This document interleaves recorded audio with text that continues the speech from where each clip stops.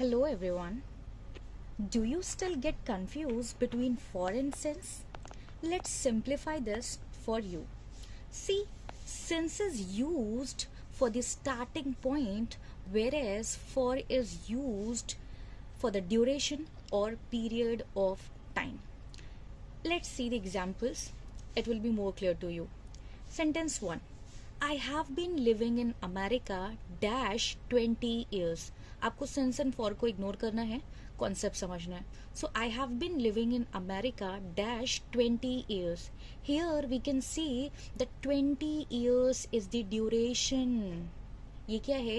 ये period of time है, ये ड्यूरेशन है कि आप कितने सालों तक. सो 20 ईयर्स स्टार्टिंग पॉइंट नहीं है, 20 year is duration. So as 20 year is the duration, therefore we will use for here. Statement second.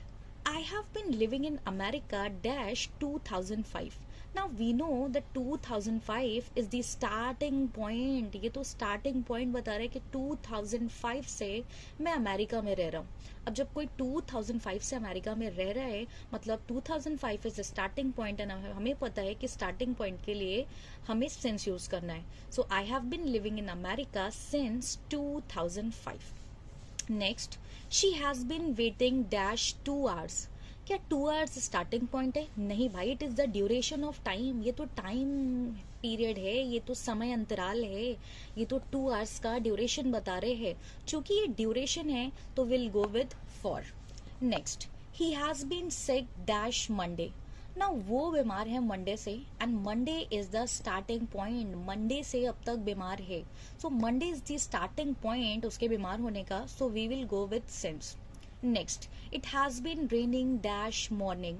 क्या मॉर्निंग ड्यूरेशन है? 4 घंटे, 4 दिन, 4 साल? नहीं, it is the starting point, यानी सुबह से बारिश हो रही है. Morning is the starting point, therefore we will go with since.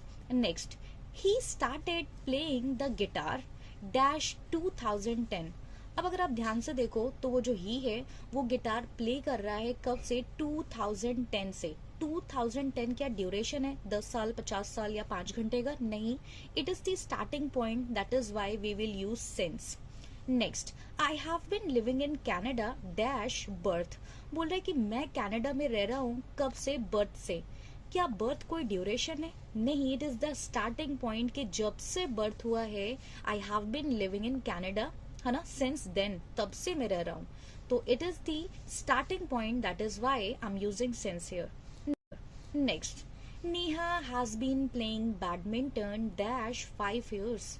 जो नेहा है वो बैडमिंटन खेल रही है 5 years से. 5 year क्या है? It is duration. ये तो पीरियड ऑफ टाइम है, 5 सालों से खेल रही है, तो ड्यूरेशन है, सो हम यूज करेंगे फॉर.